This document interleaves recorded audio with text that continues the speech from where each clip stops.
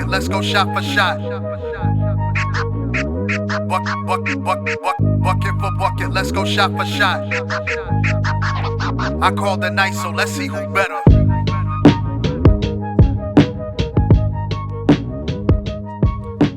Yeah. What up, y'all? What's up? Welcome to Bucket for Bucket. It's your boy Rem, aka Mr. Kenny Saint-Vil, back from a much needed break, my little sabbatical. Holla at your boy. I'm happy to be back, happy to tap in with you for Bucket and to discuss some hoops. Yes, it has been a minute. We a little bit rusty. And if you tapping in on YouTube, if you checking in on YouTube right now, No Shave November is clearly still in full effect for your boy. I had to extend it through December because my birthday is this weekend, and I'm a freshen up for the B-Day. But until further notice, No Shave November is still in full effect. But as I said, this is Bucket for Bucket podcast.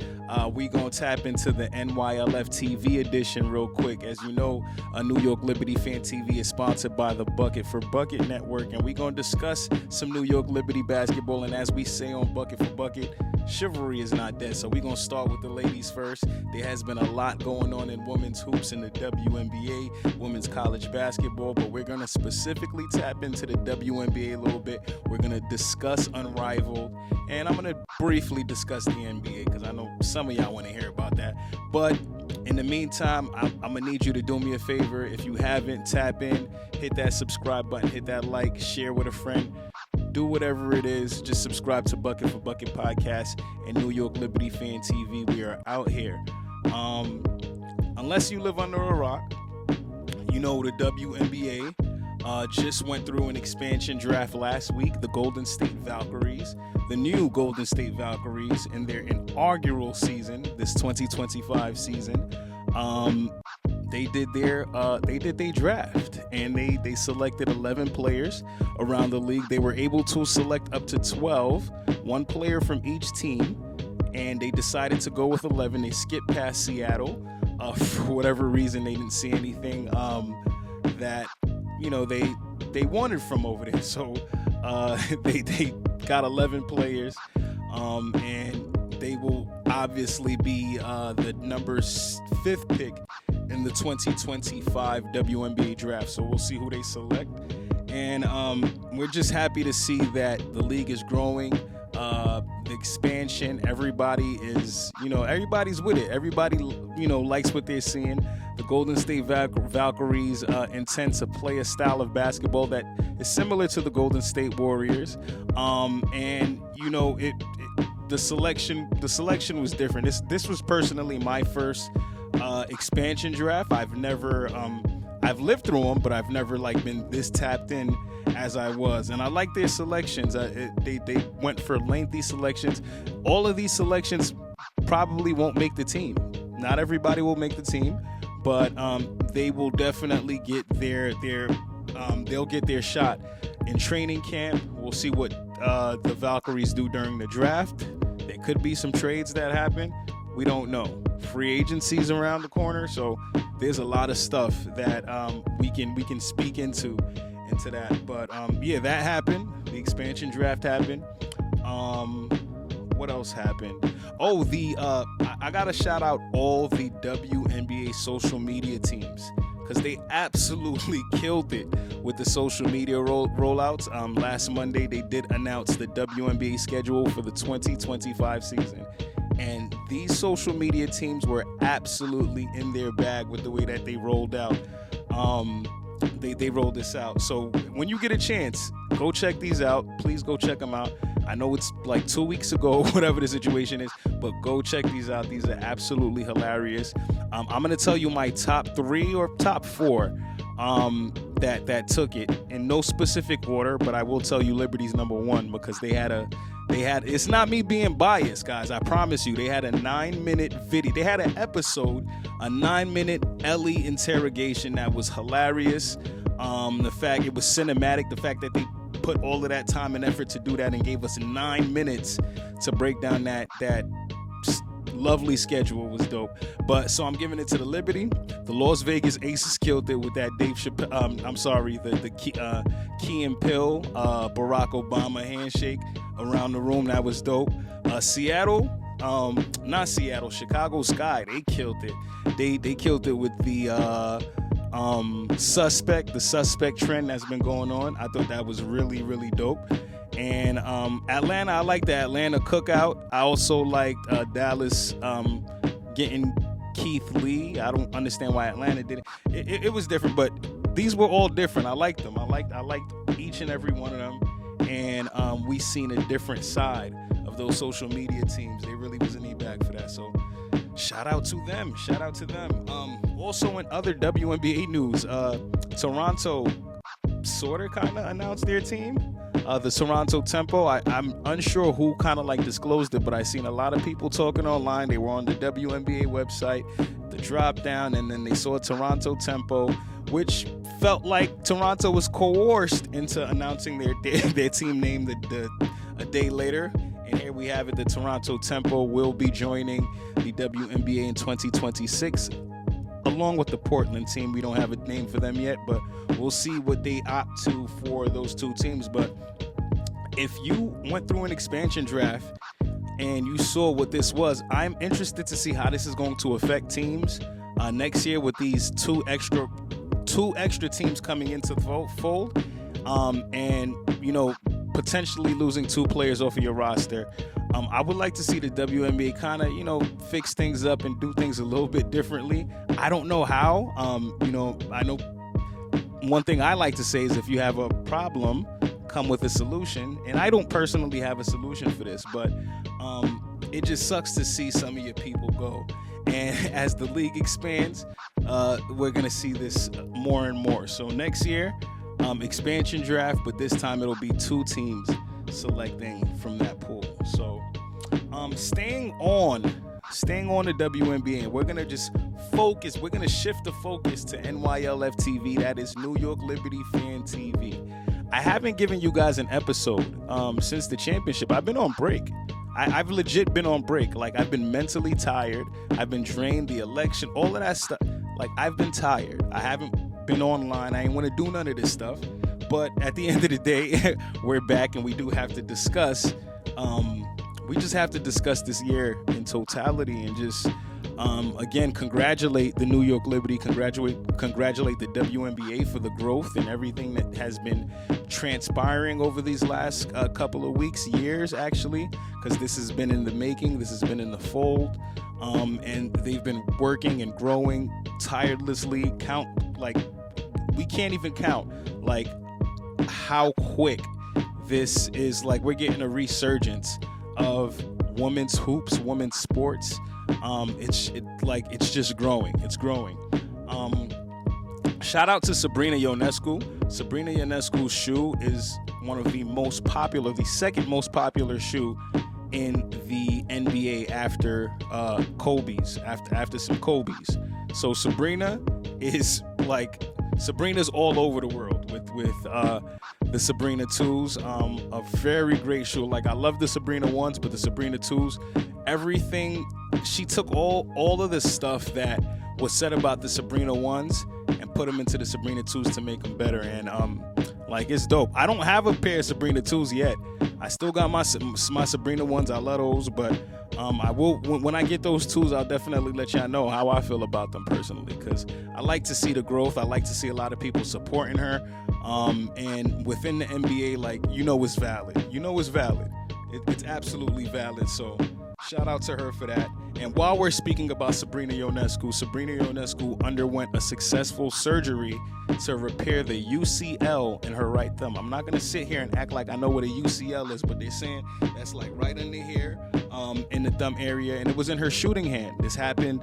She suffered this injury in Game 4 at Minnesota of the WNBA Finals, and Game 5, she played through it. She shot the ball horribly. she shot the ball horribly, but that didn't change the fact she did other things. Rebounded the ball well, facilitated. She played defense. When her team needed her the most, she was there. So shout out to Sabrina Ionescu. She did the surgery on her birthday, actually, and I think recovery timetable is expected up to 4 weeks for her to get back onto basketball activity. So again, Sabrina, happy belated birthday, and wishing you a speedy recovery, and go champ. We're just excited about that. I got some bad news for y'all, and I look, it hurt us all, because we gonna discuss this.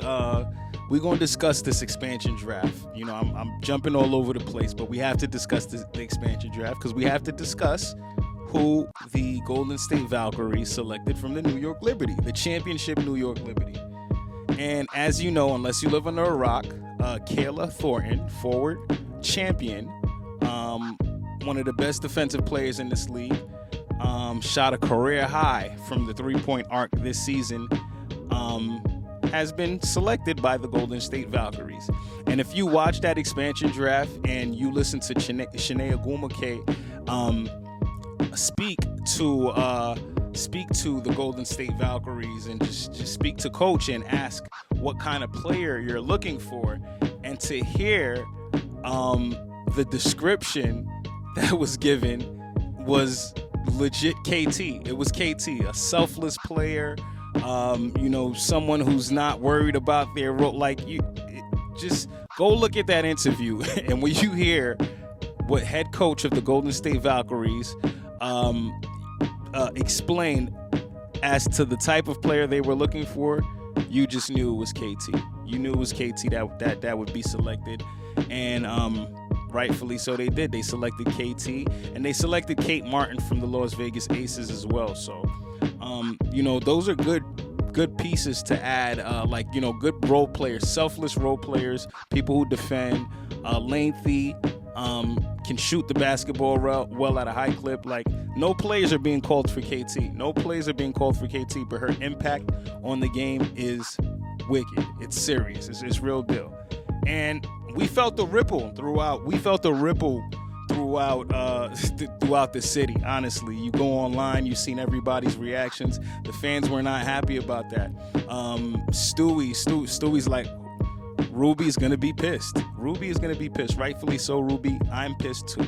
I'm pissed too, because and I woke up that morning and I'm like, yo, I wish the WNBA kind of protected championship teams from expansion drafts, because I feel like championship teams should get another shot to kind of keep it going, after building and doing all of the things you want for your roster, and through expansion to kind of have that ripped out, it sucks.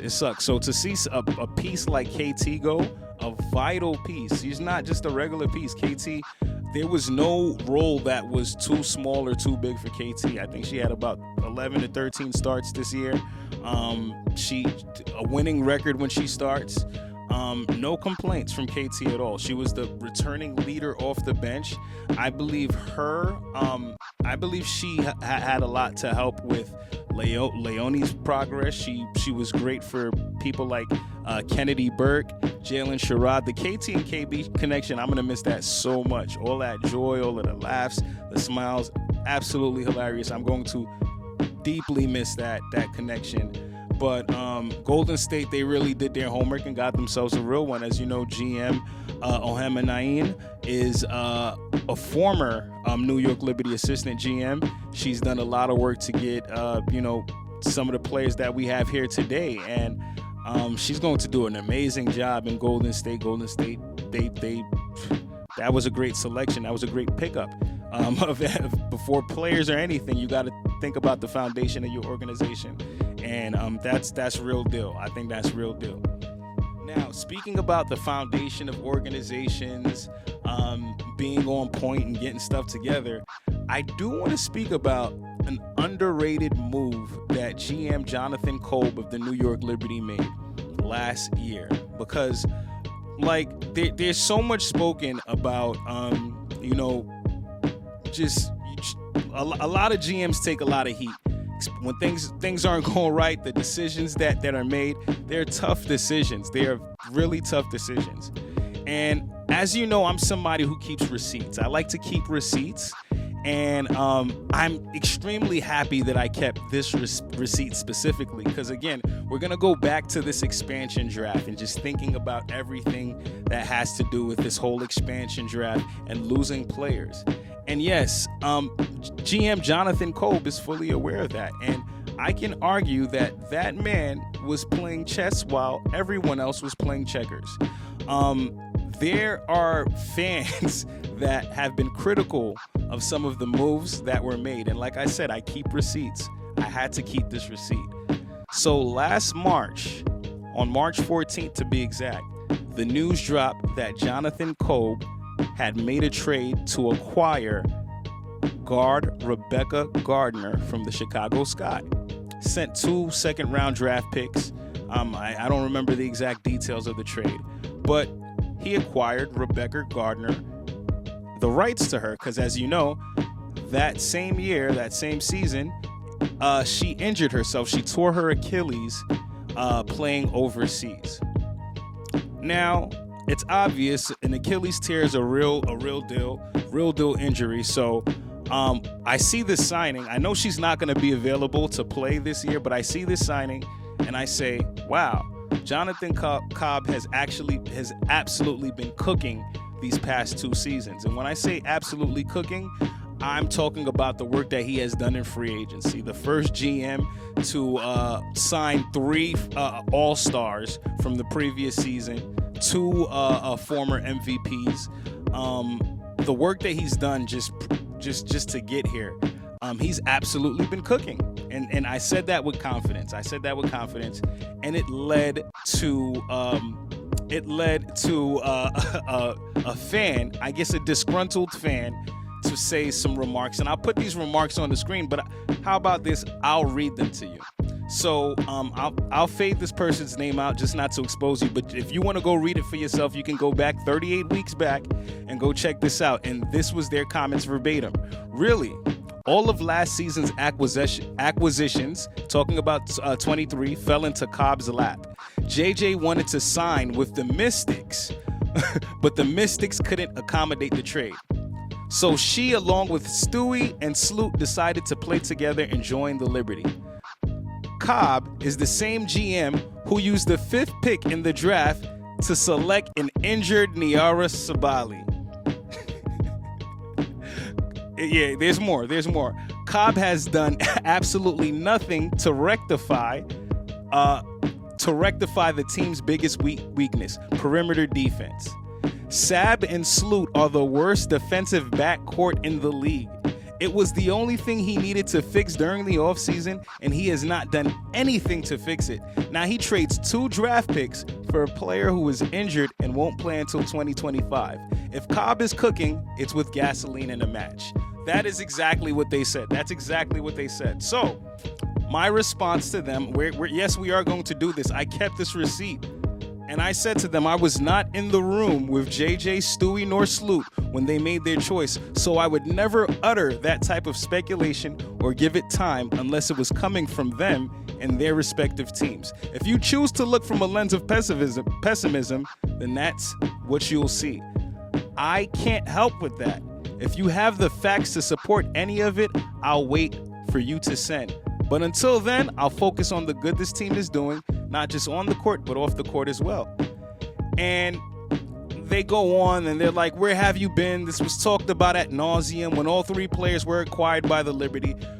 Lynn, you were wrong. You were absolutely wrong. I didn't mean to expose the name, but you were absolutely wrong. And I had to keep this receipt because it's this type of false information that is like, it's disrespectful. It's kind of like holding disregard to the front office and everything that they have done, to kind of put the Liberty in the positions that they are in. So again, going back to this comment, this person was 100% sure that JJ wanted to not join the New York Liberty, who had Sabrina Ionescu and Benijah Laney Hamilton at the time, to go join the Washington Mystics. We see what Washington is doing.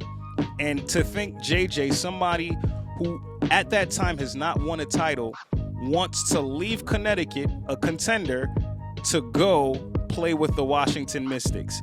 If that's, I don't know what to say to that. I thought that was buffoonery. And then they go ahead and the GM who used the 5th pick to select an injured Niara Sabali. And if we can just rewind October 20th, 2024, when the New York Liberty Game 5, who was that key player, that injured 5th pick that Jonathan Cole picked up? That's who that person was. So I just wanted to put that out there. This person was so adamant about false information. And I haven't heard from them or seen them since. They haven't been in the comments since the Liberty have delivered the first championship in franchise history. They've been gone. They haven't been anywhere. Like, we haven't seen them. They haven't said anything about Niara Sabali's performance. They haven't said anything. They haven't said anything about Jonathan Cobb and what he's done thus far. So now back to that move on March 14th when they went ahead and they selected Rebecca Gardner via trade for 2 second-round picks that weren't going to play or anything like that. And the flexibility that gave the New York Liberty the 2024 season was amazing. So they opted to go with 11 players for most of the year. Rebecca Gardner would not take up a roster spot because of her injury. Rebecca Gardner would have the best medicine, the best surgeons working on her and her rehab from start to finish. Liberty would oversee that from start to finish with HSS, who was prevalent with Breanna Stewart, with Kevin Durant, who have tore Achilles as well. So this isn't something new. People come back from this injury now. So now we're talking about a third-year player in Rebecca Gardner who shot 38% from three, a two-way player. She's older. Like, she's not young. She's not old. She's not young, but she's mature. And low key, super underrated move. She was chilling in the chamber. She was waiting. She was just sitting there, getting better and getting better. Now, fast forward to 2024, the expansion draft, and we're sitting here and we're wondering who's going to be selected, what are we going to lose, what's going to happen, who's protected, who's not, so and so. And then boom, we lose Kayla Thornton, and there goes Rebecca Gardner sitting right there, just chilling. Rebecca Gardner's just sitting there chilling. 38% from three, eight points per game as a rookie, has playoff experience, those signature rolled sleeves. We love everything about Rebecca Gardner, but right now, this move looks even more golden right now. And this is why that man has been playing chess while everybody else is just playing checkers. It is what it is. It is what it is. And I've said this. I've spoken to Alfred Corriott this year on one of our previous episodes. I strongly believe that he should have been Executive of the Year again. When you look at those meticulous moves, when you look at the moves that were made in the sense of you extend Benijah Laney Hamilton, you get an extension from Sabrina Ionescu so early. It was so early when he got that extension. Then you are able to retain Jonquel Jones, the MVP, after saying that is my top priority. You core Stewie, knowing that Stewie wants to be here. These contracts and everything, they all look like this wasn't a one-time thing. This wasn't let's try to win a championship one year and it's over. Jonathan Kolb and team meticulously worked to put this together, and we have to shout that out. We absolutely have to shout it out. So again, like I said, this move looks a lot better right now. This move, a lot of people were criticizing it before, but this move is absolutely a legit move that was made. And I can argue that, low key was one of the best trades this offseason, because we didn't think about everything that nobody's really sitting there and thinking about the expansion draft as much as they should have. And like I said, we just saw somebody cook to the next level and just pretty much rectify anything about losing players. And I'm interested to see what is going to be done next year for these expansion drafts. But Kolb is cooking. All right, so I think we should shout him out on that, and let's definitely tap in to kind of just see exactly what is being done behind those closed doors, because we don't credit the front office enough. And as I always say, championship teams are not just won with the players on the court, they're won with the coaches, they're won with the staff. And when you have a tip-top staff and an organization like the New York Liberty, and you hear what they're trying to produce on a daily basis, you understand what it is. So this isn't a one and done thing. I believe the New York Liberty are going to continue contention, and they have everything it takes to continue to win multiple championships. And the leader of that, Jonathan Kolb, is doing an amazing job. So shout out to the Liberty for that. But again, I if you want to hear more about it, I wrote a story. Check out nylftv.com. And you can check it out and just, see how you feel about it personally. But it is what it is. Cobb is cooking, all right? Cobb is cooking. He's chefing it up. And the New York Liberty, although they have lost Kayla Thornton, they have somebody who is a real deal two-way player and can definitely contribute to where the things that we lost. So it remains to be seen, but we'll see what it is. I just had to put that out there, that I do keep receipts, and the person who said what they said, we returning that receipt.